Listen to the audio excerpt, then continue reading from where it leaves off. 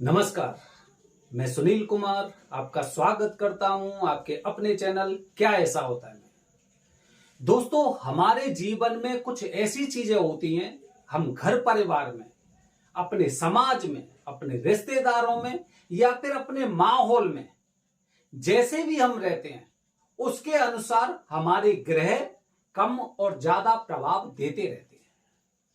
उदाहरण के लिए, अगर हम अपने घर परिवार में अगर अपने पिताजी का सम्मान करते हैं तो निश्चित रूप से आप मान के चलिए कि अगर कुंडली में आपके में सूर्य कमजोर है तो वो सूर्य आपको बहुत अच्छा फल भी दे सकते हैं, क्योंकि आप अपने पिताजी की सेवा कर रहे हैं। अगर आप माता के सुख से वंचित हैं या फिर आपकी कुंडली में कुछ इस तरह के दोष बने हुए जिससे चंद्र कमजोर है, और चंद्र कमजोर मतलब होने का मतलब होता है कि इसमें आपको सुख, भवन, वाहन या फिर माता के सुख से आप वंचित हैं, तो मतलब आपकी कुंडली में चंद्र कमजोर है।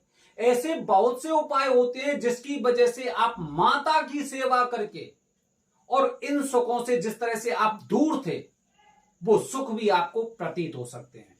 तो जो भी हम करते हैं, जो भी हम खाते हैं, जिस तरह से रहते हैं, जिस तरह का हमारा व्यवहार होता है, उसके अनुसार दोस्तों आप अपने जीवन में जो नवग्रह होते हैं, नवग्रह को आप या तो शक्ति प्रदान करते हैं और या फिर आप उसकी शक्तियों को छीण करते हैं। मैंने बहुत से लोगों को देखा है जो लोग अपने पिताजी का सम्मान नहीं करते या फिर अपनी माताजी से बात भी नहीं करते। मान के चलिए, अगर पिताजी से अगर आपकी अनबन है तो आपका जीवन में कोई इंसान भला नहीं कर सकता, आप कितनी भी पाठ पूजा करवाइए। अगर आप माताजी से परेशान रहते हैं, दुखी रहते हैं, माताजी हमेशा आपकी शिकायत करती हैं, माताजी को हमेशा आपसे कुछ ना कुछ समस्या रहती है, तो आपको जीवन में सुख से संबंधित चीजों में समस्या हो सकती है। ठीक है, तो हमेशा अपने जीवन को इस तरह का बनाइए कि जिससे कि जितने भी ग्रह हैं, नवग्रह, उन नवग्रह को शक्ति प्रदान हो। मित्र के साथ, यहां के आसपास के माहौल के अनुसार, पिता के साथ, भाइयों के साथ, बहनों के साथ, अपने ससुर संबंधियों के पास, माता के साथ या फिर किसी जानवर के साथ मेरा व्यवहार कैसा है, उसी तरह से ग्रह अपनी शक्ति निर्धारित करते हैं। ठीक है। अच्छा दोस्तों, फोन करने में आपको बहुत ज्यादा समस्या हो रही होगी क्योंकि नेटवर्क की समस्या इतनी गंभीर है कि आपसे हमारी बात नहीं हो पा रही होगी। इसलिए ध्यान रखिए, सबसे पहले दिए गए नंबर पर व्हाट्सएप करिए और आपको सारी जानकारी मिल जाएगी, निश्चित रूप से मिल जाएगी। अच्छा दोस्तों, आप में से बहुत से लोग त्र्यंबकेश्वर जाते हैं, मंगलनाथ जी के मंदिर जाते हैं, उज्जैन में महाकाल मंदिर जाते हैं। सब लोगों की अलग अलग इच्छा होती है कि मुझे यहां पर कालसर्प दोष की पूजा करनी है, यहां पर पितृदोष की पूजा करनी है, यहां पर त्रिपिंडी श्राद्ध करना है, यहां पर मंगल दोष की पूजा करते हैं। लेकिन आप में से बहुत से लोग ऐसे होते हैं जो पूजा तो करके चले जाते हैं लेकिन इनका अपमान करके जाते हैं। अपमान कैसे होता है पता है? जैसे कि आपकी काफी गुरुजी से संपर्क होता होगा, वो सबसे पहले आपसे अर्जी लगवाते हैं। और अर्जी किसके नाम की होती है? अर्जी होती है जिस दोष से संबंधित होकर आप पूजा करने जाते हैं। उदाहरण के लिए, अगर आप उज्जैन में कालसर्प दोष की पूजा करने जा रहे हैं तो फिर आपको महाकाल की अर्जी लगानी है। अगर आप त्र्यंबकेश्वर में कालसर्प दोष की पूजा करने जा रहे हैं तो त्र्यंबकेश्वर महादेव की अर्जी लगती है। अगर आप मंगल दोष के निवारण के लिए पूजा करने जाते हैं तो आपको मंगलनाथ की अर्जी लगती है। अब ये लोग अर्जी लगा देते हैं लेकिन उसके पश्चात पेशी नहीं हो पाती, पेशी नहीं हो पाती। सोचिए, इन सब चीजों को भूल जाइए। आप देखिए, इंटरनेट पर सर्च करिए मेहंदीपुर बालाजी। मेहंदीपुर बालाजी राजस्थान के दौसा के पास एक बालाजी नाम की जगह, वहां पर मेहंदीपुर बालाजी स्थित है।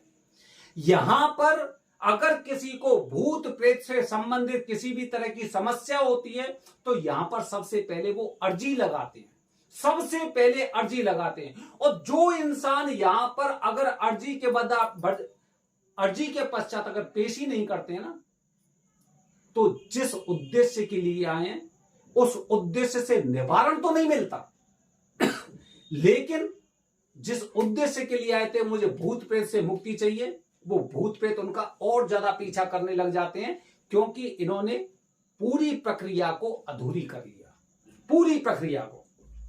मतलब जो उद्देश्य आपका था पूजा से पहले, जो भी उद्देश्य था, मेहंदीपुर बालाजी में गए, आपने अर्जी लगाई लेकिन पेश ही नहीं की, तो क्या हुआ? तो यह हुआ कि आपने उस प्रक्रिया का पालन नहीं किया। और मेहंदीपुर बालाजी महाराज तो वो क्या करेंगे, वो तो किसी के साथ, भगवान किसी के साथ अनर्थ नहीं करते, लेकिन आपके जीवन की जो चक्र है वो ऐसा हो जाएगा कि आप ये कहेंगे कि मैं वहां पे दर्शन करके आया, लेकिन उसके पश्चात मुझे बहुत ज्यादा समस्याओं का सामना करना पड़ा। आप खाटू श्याम महाराज जी के यहां जाइए। खाटू श्याम महाराज बहुत फेमस मंदिर है। भगवान विष्णु ने अब वरदान दिया था कि कलयुग में खाटू श्याम महाराज की बहुत ज्यादा पूजा होगी। यहां पे भी लोग अर्जी लगाकर जाते हैं और उसके पश्चात पेशी होती है।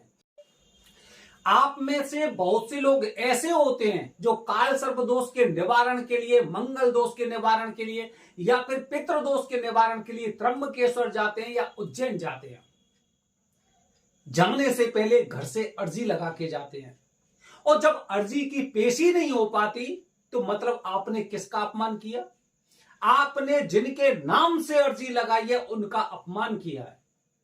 तो पूजा का फल नहीं, पूजा के फल पाने के लिए तैयार मत रहिए आप, बल्कि आपने जिनका निरादर किया है, तो जो शक्तियां आपको बाद में परेशान कर सकती हैं, जो शक्तियां आपको विचलित कर सकती हैं, या फिर जो शक्तियां ऐसी होती हैं जो आपको पूजा का फल नहीं लेने देती और बार बार आपको मार्ग से भ्रमित कर देती हैं, उनके बारे में सोचिए।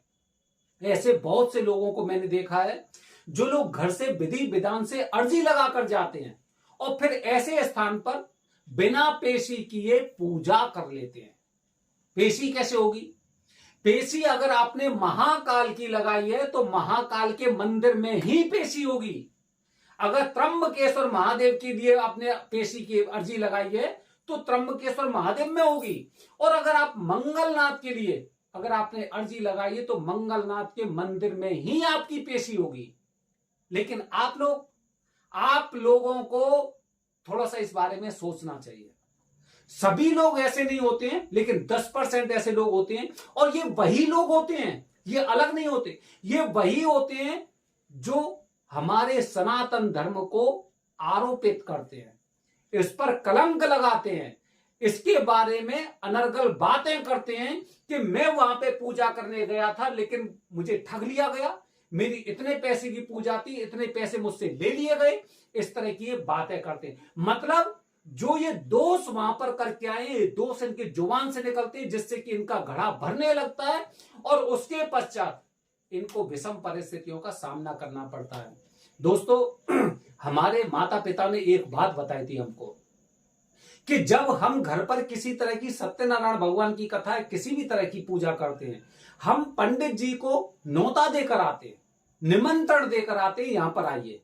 और सोचिए कि हम वहां पर अगर पंडित जी आ जाएं तो उन्हें खाना नहीं खिलाएं, उनका सत्कार नहीं करें, या फिर पंडित जी आने के पश्चात हमें पता चले कि घर में ऐसा कोई कार्यक्रम नहीं है, वो पंडित जी आपको किस तरह की दृष्टि से देखेंगे, कैसा सोचेंगे आपके बारे में, आपके प्रति उनकी कैसी भूमिका होगी। मतलब मन में से उनके में हमेशा आपके लिए कटु शब्द निकलेंगे कि मैं यहां पर सारे कार्य छोड़कर आपके लिए आया था और उसके पश्चात मुझे यहां पर क्या मिला।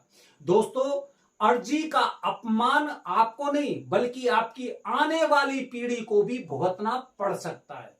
इसलिए ध्यान रखिए, अगर आपको पूजा करनी है तभी अर्जी लगाइए, अगर पूजा नहीं करनी है तो बिल्कुल अर्जी मत लगाइए। आपको अर्जी लगाने की कोई आवश्यकता नहीं है, क्योंकि अगर आपने अर्जी लगा दी तो फिर पेशी उसकी करनी पड़ेगी, अन्यथा आपकी पूजा का कोई मतलब नहीं बनता है।